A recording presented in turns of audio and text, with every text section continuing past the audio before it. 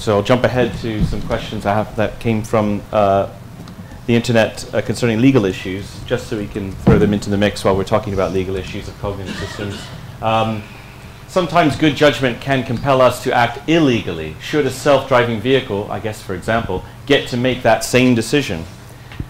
Also, in order to prevent a manipulation and misuse of robots, as much code controlling them as possible should be made available to as much independent experts as possible. I'm not exactly sure why I put that in. And I think this is, no, sorry, this one's more general, so let's get to that later. So there are a couple other, there's certainly an interest in the legal issues, and Blay just raised one that arises out from software in general, but will arise even more frequently, it's presumed, in the case of intelligent systems, be they software or robotic. I saw, I think I saw Christophe's hand first. I presume Andrea wants to respond to, and then Sunny. I just, concerning this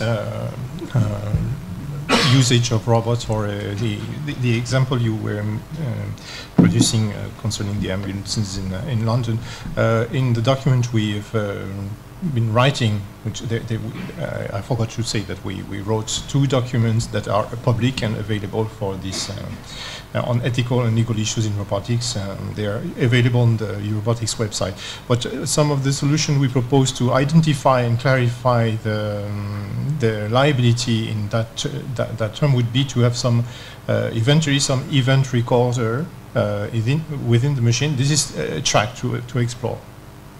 And another track we like to explore also is the possibility to associate the robot with a sort of bundle of responsibility and create the notion of electronic personhood. This is ideas as well, but it's following the model of the personhood for society, for company, which works quite well to identify the responsibility when there is an issue with a company. The idea would be to transpose this idea to each robot. Yeah. So, I would like to start with the thing of the self-driving vehicle, which is quite interesting to me. First of all, the fact that we might decide to act illegally, as they say, actually the driverless vehicle could push us even a step farther, because should all vehicles on the streets be driverless vehicles and know each other's position exactly in space, and that therefore be safer than normal people driving, we could also conceive to change existing traffic rules so that there would be no more speed limit, because the vehicle know how safe it is to go at a given speed at a given moment in time. So robotics may change our laws in very different ways, and may help us think outside the box and even conceive like changing such simple rules like street codes to accommodate the development of such kind of technologies. At the same time, for the example you brought up, I'm sorry, I don't know all the details of the fact, so I cannot give you a complete legal analysis of that case, but I can tell you that normally there is difference between a program and a product, and it may be disputed whether treating these things differently has a sense or not, but from a legal perspective there are some differences. And but again, I don't know what was the reason why they weren't prosecuted, but it's not necessarily so that the malfunctioning of a product rises the liability of the person who produced the product, because it might be so that the best science and technique available at the moment didn't allow to do anything better. So like there are some tragic events that nonetheless happen, and we have to live with them, and not always it's possible to shift the cost or to blame someone for something that happened. So when I say that robots are products and then for we should apply products liability rules, it's not that I want to hold the producer 100% of the time responsible. That would never happen in a court anywhere in the world. So you will have to go case by case and see what went wrong in the details. The thing, I also want to make a brief reference to the electronic personhood, which is an interesting idea. I think it may be an interesting idea in some cases. The electronic personhood would basically be the idea of treating the robot as a corporation. Like, to make a simple example, like as I said before, a corporation only has some assets that are put at stake when it's operating in its business. If we made the robot a legal person, we would provide the robot with some assets, and all the accidents that the robot caused would be compensated using those assets. The problem with such a solution is that you're not holding anyone else liable but the person that provides the assets to the robot. So unless the robot is able to earn its living or earn some kind of fund somehow, you're basically just putting a shield to cap liability and then holding someone else liable. So this is a potential solution for some cases. And as I said before in my presentation, really, like, when discussing issues of liability, single kind of robotic applications need to be treated differently according to the peculiarities that they show. And studying Yeah, I'm glad you raised that, because that was actually the biggest problem I had with your talk, was that I felt you had a very limited view of what potentially artificial intelligence cognitive systems could be. That there's this idea that everything is engineered and that therefore the engineers are responsible. The systems that I'm interested in are where the system, where the engineers get it to the point where it's going to suck in what's happening in the world and then figure out, based on its observations and the task that it has in hand, it's going to figure out what needs to be done next. And so this idea of, and I'm not sure that anyone's gotten to grips with how we're going to handle that legally. I'm not saying that, but I think if we're not, if a group like this is not considering that kind of robot, then you're not doing your jobs, because those robots will come. Maybe not in the time scale. I mean, we're still not dealing with driverless cars. We're still not dealing with parking, automatic parking, in terms of the law, as I understand it. But these, so maybe just anything would be an improvement, and the kind of stuff that you're talking about would certainly be an improvement on the legal situation now. But whether it's 10 years from now, 20 years from now, actually cognitive, autonomous, or semi-autonomous, in the sense that, yes, you can switch them off, but you can shoot a person too, so you can switch them off one way or another. You know, they're coming. Obviously, what you're saying is right in the sense that there is a new situation coming there, and obviously the systems that we are interested in are exactly the systems that respond flexibly to environments that you have not predicted in all detail. That's exactly what a cognitive system would be. That is not to say, however, that the responsibility doesn't lie with the producer of that device. So, and I think basically, and this, obviously I'm not a lawyer, but I would think basically the responsibility has to lie with someone. Okay, so who could that possibly be? It cannot be, in the foreseeable future, the artificial agent itself, for various reasons that we can talk about, and therefore it has to be the maker of that system. If the maker of a system makes a system for which he says, I can't really predict what this thing is going to do, then, well, the liability is with you who makes that thing of which you cannot predict what it's going to do. And you'd better make a system that's not just going to do whatever in order to clean the house, right? Well, you may remember in my talk I had a little heading called Care Risk, and as Bello rightly says, I have several colleagues who were actually imprisoned for severe care failures in their organisations. Now, the way that happens is that if a disaster happens and you cannot show as chief executive that you have the management, monitoring and training systems in place to ensure that your staff know how to behave in particular circumstances, then you're in trouble. If you can show that you have those systems in place and that they are operated consistently throughout the whole organisation, then you have a defence. Well, the same thing really applies if we're looking at cognitive systems.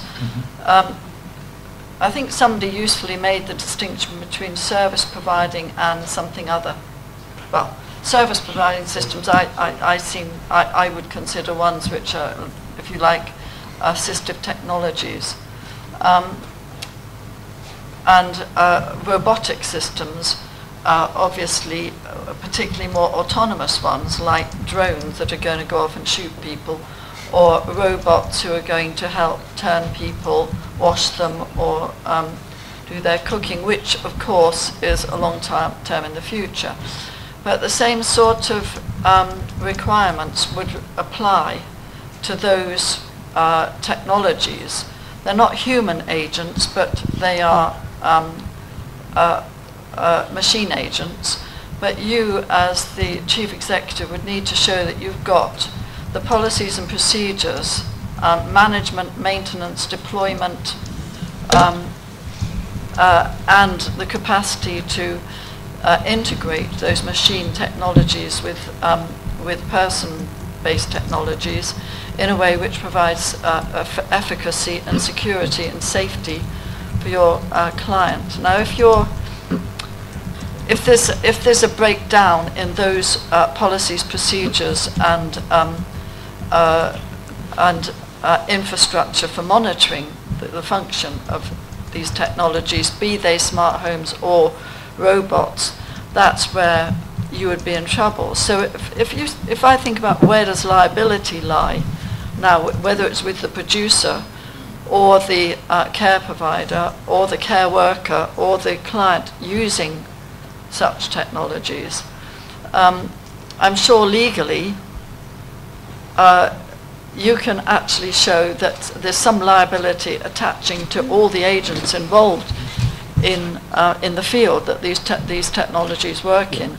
But primarily, I think people will be looking towards the chief executives of the organizations where the technologies are deployed, and it will be for us to ensure that we have this methodological infrastructure, which is at the moment very complicated, very highly regulated, and very intensively regulated by the Care Quality Commission in the UK and other bodies in Europe. And let me assure you, although there's been an awful lot of noise about how useless the Care Quality Commission is in the UK at the moment, it's not very effective at regulating the healthcare sector, but it's very effective at regulating the care sector and has an enormous amount of clout. So that regulatory body will be involved in building up the infrastructure that will be required to ensure that liability is firmly landed on the chief executive of a care providing agency. And that's ultimately where the buck will stop, I'm pretty sure, because I'm pretty sure the producers will, as they do now, have very useful ways of getting out of it. I can't say anything better normatively than Vincent and Marion just said. That's absolutely, I totally agree with that, and that's what I've been saying. The only thing I want to say that I can add on is that I agree with Sunny. This is the way AI is going to be constructed, and it's the way it is being constructed, and that was the point I was making in my talk earlier. This is what we already see in Google and what we already see in another way in Boston Dynamics, where it's absorbed basically the biological through just doing motion tracking. So the point is that we're already struggling with what is it that Google is happening. This is the regulatory process, and I agree with what was just said. My presentation before maybe wasn't Apple-proof, but I'm happy that Vincent seemed to get the point of it. The attribution of liability is basically shifting a cost. And the reason for shifting a cost can be extremely varied. There is a super bright article from an Italian-American scholar, Guido Calabresi, from the 60s, who discussed different reasons for shifting liability from one party to another. And he uses very different kinds of economical arguments. The deep pocket argument, the person that is in a bad position to insure himself. The producer, as Vincent said, cannot get off the hook by simply saying, I produced something and I got into the market and I don't know what it will do. He has to build in safeties, and this is what we demand for every other product in our life. And of course, robots are more complex than that, and probably except living products. like dogs or horses? Or Well, yes, but the fact that it is given a certain capacity doesn't allow you to get off the hook of liability for the things that he does wrong, because in the end you are the one that gave the thing that possibility of doing it. So if you made a robot that is capable of performing a given action and you're not capable of providing a sufficient safety to limit the harm it could do, a court in some cases might find you liable for that. And as I stated, it's very limited range of people that can be held liable. It's either the user, it's either the producer, it's either the robot if you made itself. But then if you want to make the robot itself liable, which makes in some cases sense, but just in very few cases it does, you have to tell me who is going to provide the assets with which the robot is going to pay for the damages. Because if it's not earning the assets himself, it's someone else who is paying. That is precisely the person that is providing the robot the assets that it's supposed to face the damages it caused. So in the end there is not much of a choice. Like the persons that can be held liable are those, and you cannot create someone else. You just have to find a scheme. And I was trying to point out some before, like you can conceive a liability capping, you can consider no-fault plans. No-fault plans are used in France for the circulation of vehicles and are used for similar issues in New Zealand. And there are ways that we have compulsory insurance schemes in Italy that are applied to the traffic circulation. And all these models of liability can be applied to robotics according to what the specific needs of the applications are. Thank you. I am from the Bulgarian Academy of Sciences, Petko Kirezo. Talking on aspects of liability, we have to consider also the recent research on standardization aspects. Standardization is necessary in order to explain liability and so on, to define and explain liability. And I enjoyed the talk on robot law. I would like to ask a question about the reinforcement learning. Why do you choose this this method of learning? I think that this method is has a very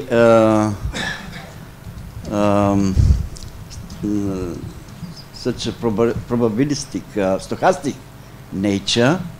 It is not there is no certainty in conversions for this method of learning. I would like to propose some more physical method of learning. Generally speaking, unsupervised learning. It is connected with the motor control and learning, which is expressed in more physical terms, can be better quantified. That's why motor control and learning, I think, is more appropriate when we have to define liability. Thanks. I'd just like to recall that the reflection we have on legal issues at our level is really a tiny step to make the things change, because first of all, robotics represents a very small market, and that's why some of the jurists I was involved in robotics suggested to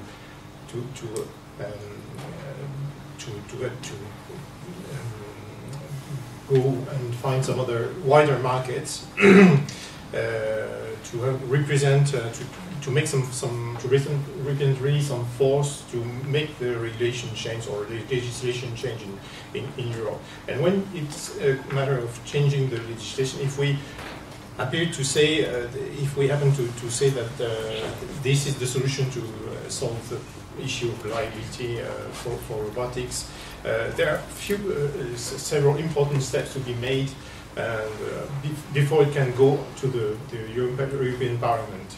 It's very, very, very complex, but it's I think very important to have this reflection made in the community right now to avoid having the same problems that were posed by nanotechnologies and biotechnologies, in which the problems were taken too late, and the reaction of the public is very hostile at the moment, and it's very difficult to get back to some more reasonable point of view.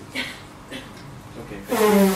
All right, so Andrea, the last word. Just a little comment to the question that was made to me. The reason why I talk about reinforced learning is because, believe it or not, there are some articles in the field of the regulation of robotic technologies, and they normally address reinforced learning as a method that would suggest a shift in the perspective. Like, some of the people claim that would make a robot to be considered as a being, like a subject of law, not like an object of law. That was just the reason why I addressed that kind of technique. But I'm also interested in any other technique you might come up with, because indeed RoboLaw does not comprise only lawyers, but we also have engineers and philosophers in our team. And we all work closely together. So when we address, for instance, issues of the regulation of robotic prosthesis, we immediately discuss the technical aspects of the issue with engineers that work on that kind of research. So I'll be happy to look into this as well. Thank you. Okay.